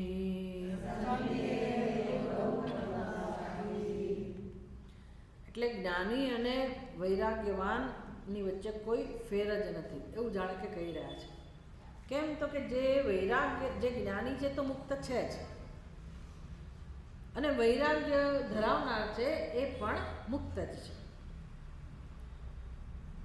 ये न किमपि चेष्टन्ते कार्य प्रतिकार्ययोः विरहात् सन्तः ते एव मुक्ताः संदेहे गौतम साक्षी. એનો અન્વય છે ये जनाः, આપણે ઉમેરવું પડે. ये એટલે કોઈ લોકોની વાત છે અને બહુવચન છે. ये जनाः કાર્ય પ્રતિકાર્યયોः વિરહાत्, પોતાનું કર્તવ્ય અને પ્રતિકાર્ય બીજાનું કર્તવ્ય, હું કંઈક કરું, મારે કંઈક કરવું જોઈએ, અને મેં કર્યું એટલા માટે બીજાએ સામું કંઈક કરવું જોઈએ, અથવા તો બીજી વ્યક્તિ આ વ્યવહાર કરો તો મારે આ કંઈ વ્યવહાર કરવો જોઈએ, એને કહેવાય કાર્ય પ્રતિકાર્ય. તો એવો વિરહાર, આ બધું એણે છોડી દીધેલું છે. આવું બધું એનામાં કશું આવતું નથી. કિમપી ન ચેષ્ટન્તે, એટલે હવે કશી કોઈ ચેષ્ટા નથી એના જીવનમાં, એવા કોઈ કર્મો નથી. તો આવા જે લોકો છે તે સંતઃ મુક્તા એવ, તે સંત પુરુષો હંમેશા મુક્ત હોય છે. તમને જો સંદેહ જન્મે, કેવો સંદેહ આપણે ચર્ચા કરીશું. સંદેહે ગૌતમ સાક્ષી. તો ગૌતમ મુનિ એણે કેટલાક સૂત્રોની રચના કરી છે. એણે પણ બહુ સુંદર ઉપદેશ આપેલો છે અને મીમાંસા અને એ બધાનું જેને વર્ણન કર્યું હોય, સારી રીતે જાણતા હોય વેદાર્થને એવા મુનિ ગૌતમ મુનિને પૂછો તો એમ કે એ સાક્ષી છે આ વિષયમાં. હવે સંતનું જીવન કેવું હોય? સંસારીને એવું હોય કે ભાઈ મારું કર્તવ્ય છે, જેને આપણે વ્યવહાર કહીએ છીએ ને કે વ્યવહારમાં કરવું પડે. ભાઈ આના લગ્નમાં આટલો ચાંદલો કર્યો, આપણા ઘરે લગ્ન હતા તો પેલી વ્યક્તિ આટલો ચાંદલો બધું લખી રાખતા ને, કંઈક એવું હોય છે, બધું લખી એક જમાનામાં લખી રાખતા. વર્ષો પછી પ્રસંગ આવે ત્યારે ચોપડા કાઢતા હશે પાછા કે ભાઈ એણે આપણને કેટલો ચાંદલો કર્યો. એટલે હવે વ્યવહાર કેવી રીતે થાય? એણે જેટલું કર્યું હતું એના પ્રમાણમાં મોટે ભાગે હું અનુમાન કરું છું આવું બધું વ્યવહારની રીત હોય.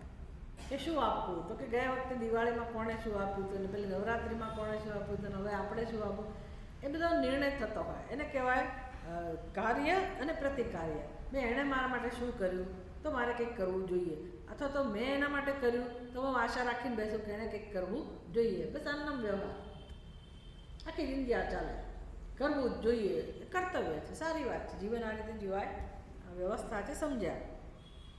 પણ પછી મુક્તિ કોને કહેવાય? મુક્તિ આખો દિવસ બહાર લઈને ફરવું પડે મગજમાં કે ભાઈ આણે આવું કર્યું તો હું નહીં આપું તો કેવું લાગે, કેવું લાગે, કેવું લાગે. એટલે ખાલી મળવા ગયા હોય તો એ બાળકોને કંઈ કશુંક આપતા હોય તો આપણે આમને ખાલી હાથે જઈશું તો કેવું લાગશે. એટલે હવે મેળવો, આ કરો, તે કરો. હવે પહેલાં એ બધું છોડી દીધું, એની પાસે કોઈ વ્યવસ્થા જ નથી. ભગવાનની પૂજા કરવાની વ્યવસ્થા નથી રાખી. શાસ્ત્રે છૂટ આપી કે તમે એ નહીં કરો તોય ચાલશે. તો એ આ બધું કરે તો મુક્ત તો કહેવાય જ નહીં ને. એટલે મુક્ત કોને કહેવાય? જે આ બધી જંજાળમાંથી છૂટી ગયો. પણ બધું છોડ્યું હોય તો જ આ લાભ મળે, નહીં તો ના મળે. જો તમે બધું લે કરતા હો પછી આપવાની તો મુશ્કેલી. સંતોને આવું થાય એ ખરું પાછું. એ અમારી સમસ્યા છે, હું તમને તો કેવી રીતે શેર કરી શકું. અમારે કેવું થાય, ચલો કહી જ દઈએ. આપણને તો આમ આદર્શની સાથે સંન્યાસનું જીવન શરૂ કર્યું. હવે કોઈ ચિંતા જ નહીં, હવે આપણે કોઈ જવાબદારી. પણ જ્યાં જઈએ ને ત્યાં એ સંન્યાસીઓ પાસે ગયા તો એ લોકોએ આપઆપ કરે. એટલે આપણને એમ થાય કે ભાઈ આવું ના હોય, સંન્યાસીને આવું ના હોય. પણ ઘણા સંન્યાસીઓને એવો જ નિયમ હોય કે ભાઈ મહાત્માનું સ્વાગત કરવાનું. સંન્યાસી તમે કરો તો જુદી વાત છે, સંન્યાસીઓ જ કરે. એટલે બધું આપઆપ કરે. અને આપણે તેવા આદર્શમાં જીવતા હોય કે આપણે ત્યાંમાંથી મુક્ત થઈ ગયા, એટલે આપણને આપવાનું યાદ જ ના આવે. બધેથી લે કરીએ. પછી એ વિચાર આવે કે ચાલું આ તો ખોટું કહેવાય, આપણે જ લે કરવાનું. પછી હવે જબરદસ્તી તમારે યાદ કરવું પડે કે ભાઈ આપણે જઈએ છીએ મળવા તો આપણે મહાત્મા માટે કંઈક લેતા જઈએ, આમ કરવું જોઈએ, તેમ કરવું જોઈએ. એટલે મુક્તિ ખરી, પણ પાછું વ્યવહારમાં તમારે પણ છતાંય ન લઈ ગયા તો કોઈ કહેનારું નથી, કોઈ વિચારવાનું નથી. એ લોકો ના આપે તો આપણે નથી વિચારવાના, આપણે ના કરીએ તો પણ એ લોકોએ નથી વિચારવાના. એટલે વ્યવહારમાંથી તો મુક્ત જ છીએ. તો જસ્ટ મેં તમને દ્રષ્ટાંત આપ્યું કે કેવું હોય છે વ્યવહાર, કેવો હોય છે. તો હવે અહીંયા પ્રશ્ન જન્મે કે આ લોકો તો આ કર્તવ્યમાંથી મુક્ત થઈ ગયા, તો એમાં કોઈકને સંશય થાય. કેવો સંશય થાય કે ભાઈ તમે ગિફ્ટ તો આપો છો સંન્યાસીઓ, વ્યવહાર તો કરો છો. અને ઘણા બધા સંન્યાસીઓ કર્મ કરતા હોય છે કે બધા સંન્યાસીઓએ સંન્યાસ લઈ લીધો, કર્મ સંન્યાસ લઈ લીધો, એટલે કર્મ કર્યા વગર એ બેસી રહ્યા હોય, નિષ્ક્રિય હોય, એવું બધા માટે નથી. કેટલાક લોકોએ પ્રવૃત્તિ છોડી દીધી હોય. એ લોકો ગુફામાં રહેતા હોય, દૂર દૂર એકાંત જગ્યામાં પસંદ કરીને શાંતિથી ભજન કરતા હોય, એવા સંન્યાસીઓ પણ હોય છે. અને કેટલાક સંન્યાસીઓ સવારથી સાંજ સુધી દોડધામ કરતા હોય. તો શું સમજવું? એને મુક્ત કહેવાય કે ના કહેવાય? કારણ કે નાનામાં નાનું કર્મ કરવું, પ્રવૃત્તિ કરવી, એમાંય બધું જોઈએ તો ખરું ને. નહીં ટેન્શન તો આવી જ જવાનું. તો તમે કેમ કહી શકો કે એ લોકો મુક્ત છે? આવો સંદેહ કોઈને જન્મે તો કહે છે કે ગૌતમ મુનિ એના માટે સાક્ષી છે. અને એને સંત કહેવાય કે નહીં? પ્રવૃત્તિ કરી રહ્યા છે એને સંત કહેવાય કે ના કહેવાય? તો ભાઈ સંન્યાસી એટલે શું? ખરો સંન્યાસ એટલે શું? ગીતામાં જેમ ભગવાન શીખવાડે છે ને કે ખરો સંન્યાસ કોને કહેવાય. આ વચ્ચેનો સંન્યાસ જે છે એ સંન્યાસના જે બે પ્રકાર છે, આમ તો બીજા નાના નાના ઘણા પ્રકાર છે, પણ એક વિવિધિશા સંન્યાસ, વિધિવત લીધેલો સંન્યાસ, એને કહેવાય વિવિધિશા. જ્યાં જ્ઞાન મેળવવાની ઈચ્છાથી મનુષ્યએ સંન્યાસ લીધેલો છે અને એને કહેવાય જીવન જીવવાની પદ્ધતિ એણે આ સ્વીકારી છે. પણ એણે સંન્યાસી બનવાનું છે, એ સંન્યાસી બની રહ્યો છે. તો ખરા અર્થમાં સંન્યાસી કોને કહેવાય? કદાચ કોઈ આવો વિવિધિશા સંન્યાસ ના લઈ શકે, ઘરમાં જ રહેતો હોય વ્યક્તિ અને આત્મજ્ઞાન માટે પ્રયત્નશીલ હોય, તો એ સંન્યાસી બની શકે કે ના બની શકે? બની શકે કે ના બની શકે? હા, જરૂર બની શકે. શેનાથી? તો કે સર્વકર્મ સંન્યાસ તો શેનાથી બને? અને બીજી વસ્તુ એ કે કર્મ કરવાથી આપણે બંધન પ્રાપ્ત કરીએ છીએ. સિદ્ધાંત કયો છે ભાઈ? બંધન પ્રાપ્ત શેનાથી થાય છે? તો તમે લોકો તો ઘણા વખતથી સત્સંગ કરતા હશો, ભગવદ્ ગીતાનો તમને એટલી સમજ તો આપી હશે કે ભાઈ ખરેખર બંધન શેનાથી પ્રાપ્ત થાય છે? કર્તૃત્વથી. કર્તૃત્વથી એટલે આત્માને કરતા સમજી લીધેલો છે અને એ કર્તૃત્વ જન્મો જન્મોથી છે. કર્તૃત્વ છે એટલે અજ્ઞાન પણ છે આત્માનું, તો આપણે આત્માને કરતા સમજીએ. એટલે અજ્ઞાનને કારણે કર્તૃત્વ જે છે બુદ્ધિમાં, એને કારણે આપણે બંધનમાં મુકાઈએ છીએ. કર્મો નથી બાંધતા, કોણ બાંધે છે? કર્તૃત્વ. એટલે પછી તમે ઘરમાં રહીને પણ અજ્ઞાન દૂર કરો તો તમે મુક્તિના માર્ગે છો. જ્યારે સત્ય સમજાઈ ગયું કે આત્મા તો અકર્તા છે, કર્તૃત્વ અધ્યારોપ છે અને એ કઈ રીતે દૂર થાય અને એના માટે તમે યોગ્ય દિશામાં કામ કરી રહ્યા હો, તો તમે સંન્યાસી બની જ રહ્યા છો. પેલો સંન્યાસી પણ સંન્યાસી બની રહ્યો છે. એટલે જ્યારે આત્મજ્ઞાનમાં નિષ્ઠા પ્રાપ્ત થાય, ખરા અર્થમાં એનું નામ સંન્યાસ છે અને એ સંન્યાસને કહેવાય વિદ્વત સંન્યાસ. પણ ઘરમાં રહીને આ વિદ્વત સંન્યાસ બનવાનું અઘરું છે. ઘરમાં એ વાતાવરણ મળે જ નહીં. અને એમાં ઈશ્વરનો આધાર જોઈએ, ઈશ્વર ઉપર આધારિત જીવન જોઈએ અને ઘણો બધો પુરુષાર્થ આમાં જોઈએ. એટલે યાજ્ઞવલ્ક્ય જેવા મુનિ, યાજ્ઞવલ્ક્ય મુનિ આટલા બધા મહાન જ્ઞાની હતા, તો પણ એણે સંન્યાસ ગ્રહણ કર્યો કે ભાઈ હવે હું આત્મજ્ઞાનમાં નિષ્ઠા પ્રાપ્ત કરવા માટે ઘરનો ત્યાગ કરીશ.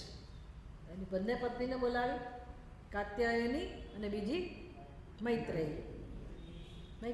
આ કથા સાંભળી છે ને તમે? એની બંને પત્નીને એને બોલાવી કે ભાઈ હું તો હવે ગૃહ ત્યાગ કરી રહ્યો છું અને મારી જેટલી સંપત્તિ હતી તમને વહીને વહેંચી દઉં છું, તો તમને કોઈ જીવનમાં મુશ્કેલી નહીં પડે, તમે આરામથી તમારું જીવન પૂરું કરી શકશો અને હું તો જાઉં છું. કાત્યાયની કહે છે કે મહારાજ, કાત્યાયને બહુ પ્રશ્નો ના થાય.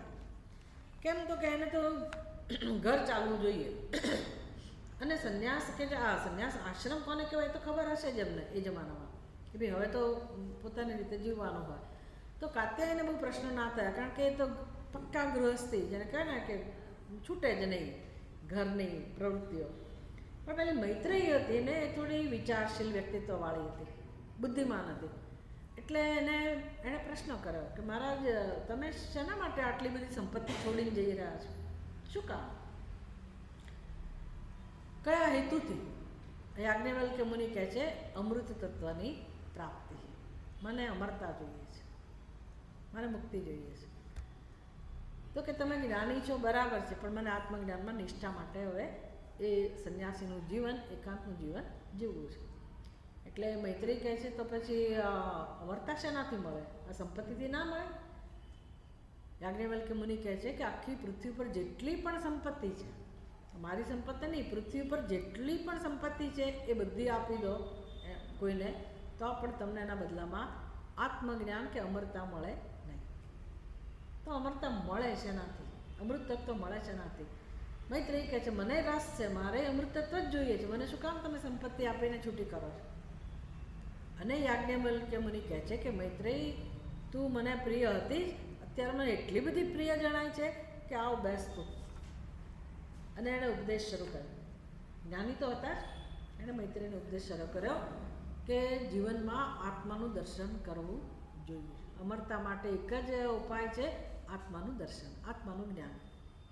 એટલે કયું વાક્ય છે આપણું ઉપનિષદનું? આત્માવારે દ્રષ્ટવ્ય, આત્માનું દર્શન કરવું જોઈએ. પણ દર્શન કઈ રીતે કરવું? એટલે પછી ઉપાયો આપે. આત્માવારે શ્રોતવ્ય, આત્માવારે મંતવ્ય, આત્માવારે નિધિધ્યાસન. જન્મો લાગે હો, એક જન્મનું કામ જેવું ના માની લો, જન્મો લાગે.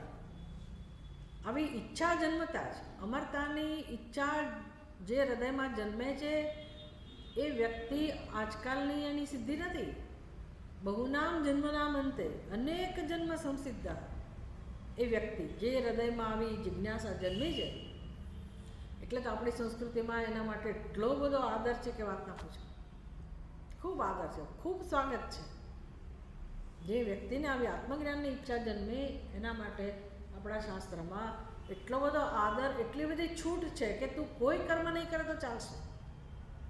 બાકી તો કડક કાયદો છે કર્મનો, કર્મ છોડવું જ ના જોઈએ, એવા જ નિયમો છે.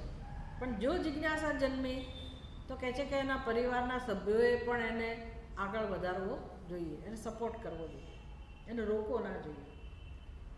અદ્ભુત ઘટના છે જેના જીવનમાં બને છે, બહુ જ કિંમતી વસ્તુઓ છે.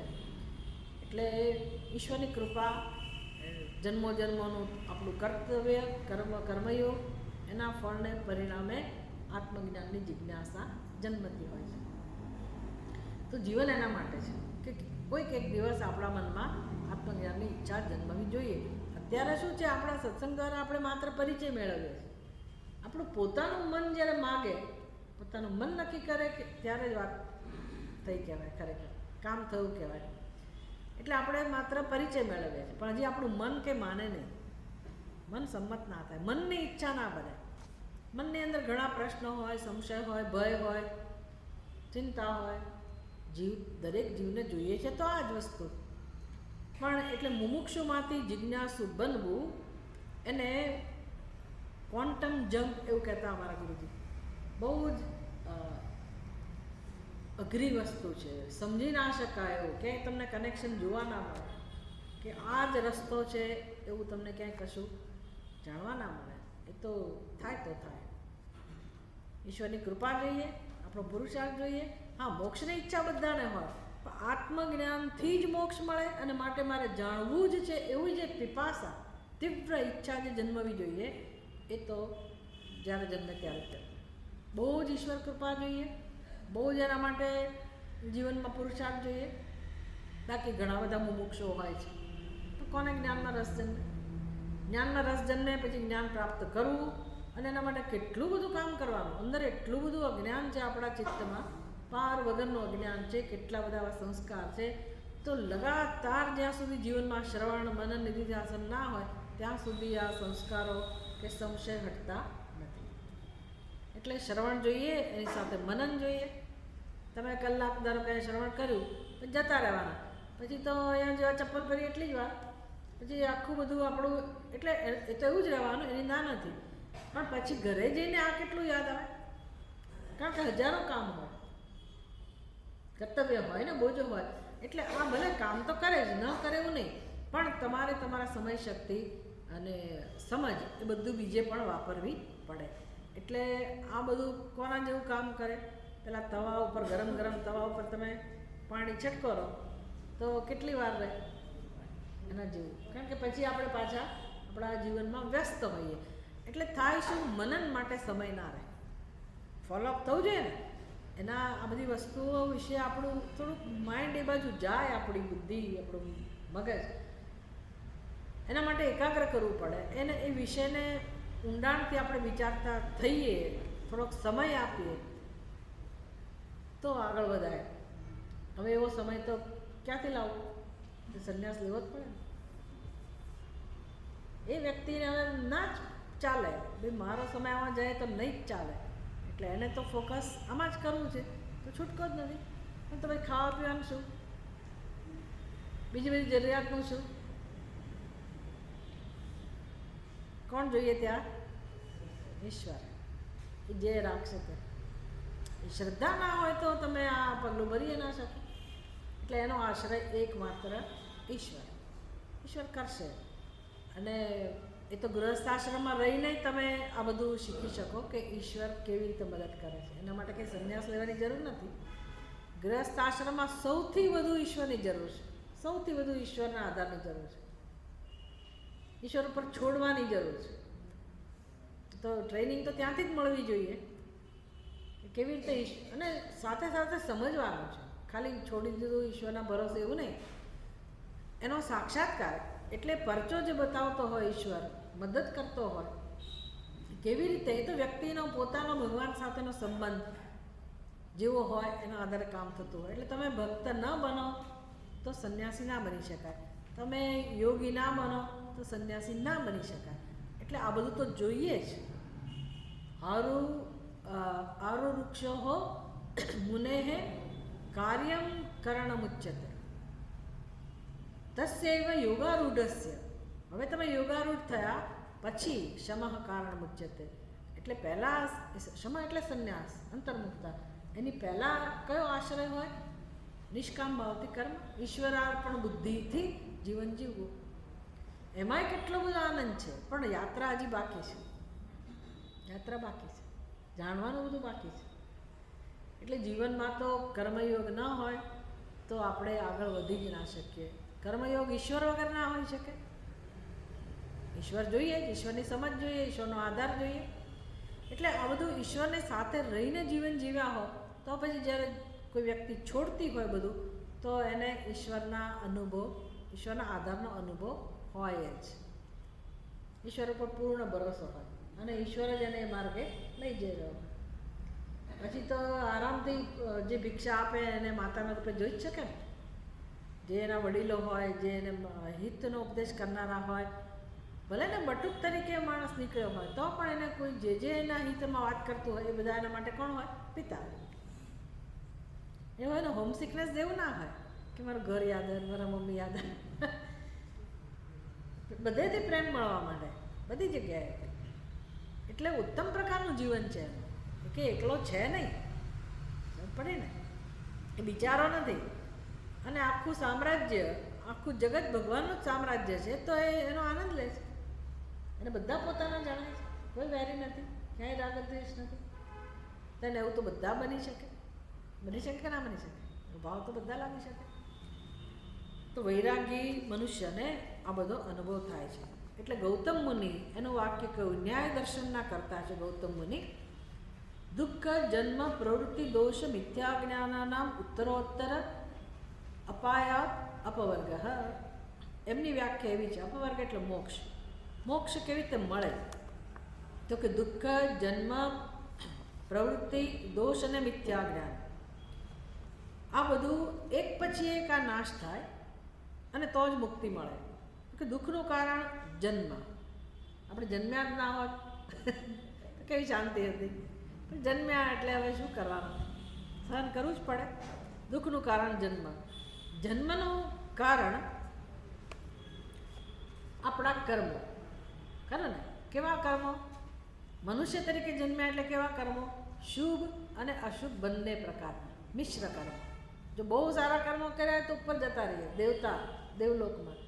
અને બહુ અધર્મ પાપ કર્યા હોય તો અધોયોનીમાં જઈએ. પણ મિશ્રાજી છીએ આપણે, અડધું પુણ્ય અને અડધું પાપ. આ બધું શાસ્ત્રનું છે. શાસ્ત્રમાં આપણને શ્રદ્ધા હોય તો સ્વીકારી શકીએ.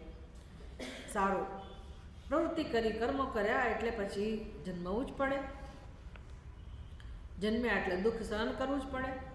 તો હવે આપણે આ બધામાંથી મુક્ત થવું હોય, કર્મમાંથી મુક્ત થવું હોય તો કર્મનું કારણ જાણવું પડે. તો કર્મ કોણ કરાવે છે? તો કે અહંકાર. આ યોગની ભાષા છે. અહંકારી કર્મ કરાવે છે એટલે કર્તૃત્વ. કર્તૃત્વ એને દોષ કહો, અહંકારનું દોષ છે, કર્મ કરાવે છે. હવે એ અહંકારનું કારણ કોણ છે? અહંકારનું કારણ કોણ છે? મિથ્યાજ્ઞાન. મિથ્યાજ્ઞાન, જેને અજ્ઞાન કહેવાય, મિથ્યાજ્ઞાન. અહંકારનું કારણ છે મિથ્યાજ્ઞાન, એટલે કે ખોટી સમજ.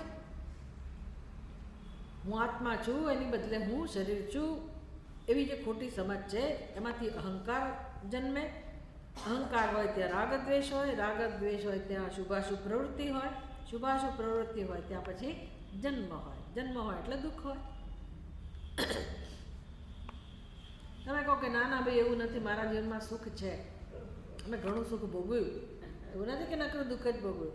તો કે જે સુખ ભોગવેલું છે ને એ વિષય સેવનથી અનુભવાતું સુખ પણ છેવટે શેમાં પરિણમે છે? દુઃખ. દુઃખ. ભાઈ મને જોવાનો કેટલો આનંદ હતો, હવે આંખેથી દેખાતું નથી.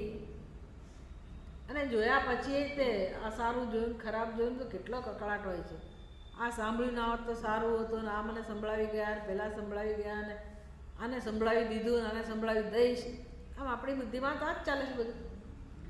એટલે જે જે સુખના સાધનો છે, જે વિષયો પણ સુખના લાગે છે, અંતે તો બધું દુઃખમાં જ પરિણમતું હોય,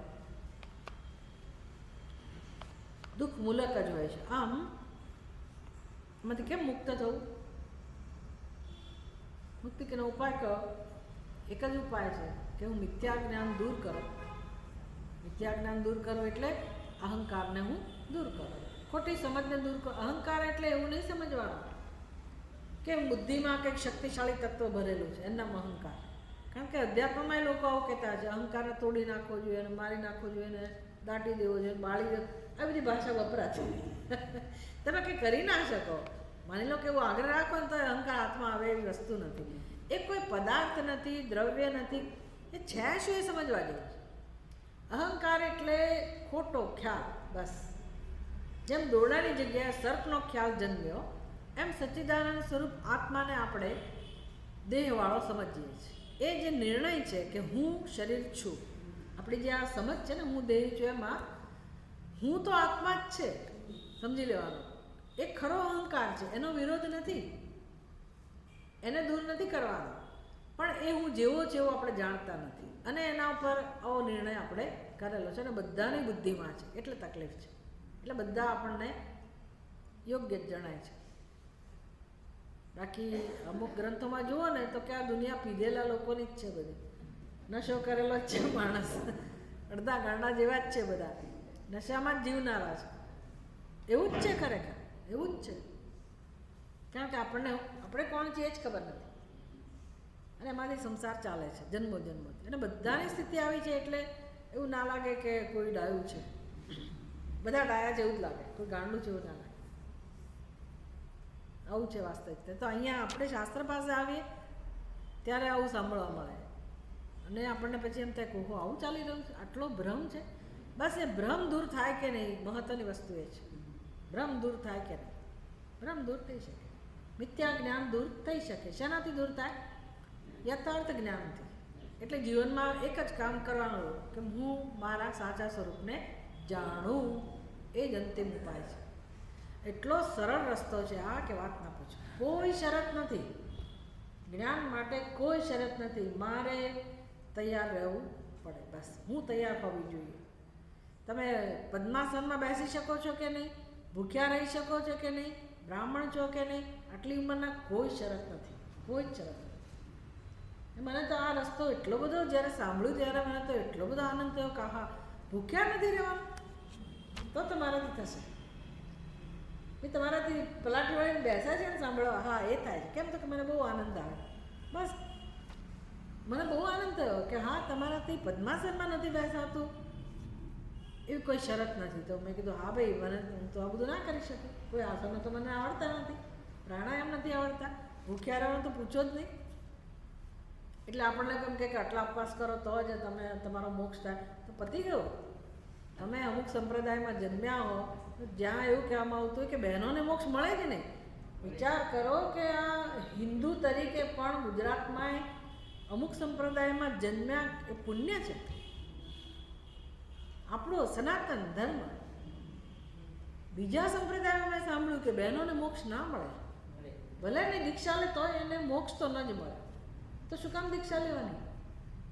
મને બહુ દુઃખ લાગ્યું કે આ બિચારી છોકરી આટલો બધો ત્યાગ કરે છે ને એને તમે સિક્કો મારો કે તને મોક્ષ નથી જ મળવાનો, તો તૈયારી માટે છે, એ તો ઉપરથી હિંસા થાય.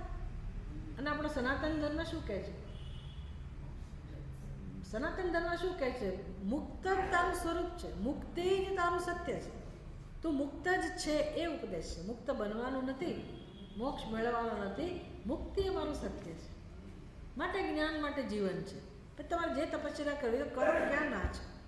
શુદ્ધિ માટે ઉપાય કરવા જ પડશે, પણ તમે કનેક્શન સમજી લો કે મોક્ષનું સાધન કયું છે. જ્ઞાનાત કૈવલ્ય, જ્ઞાનાત કૈવલ્ય. જ્ઞાન સૌથી સરળ છે, સૌથી સરળ. ખાલી આપણે તૈયાર રહેવું પડે, તૈયાર થવું પડે, રસ કેળવતા શીખવું પડે. ઓમ પૂર્ણમદ પૂર્ણમિદં પૂર્ણાત પૂર્ણમુદચ્યતે પૂર્ણસ્ય પૂર્ણમ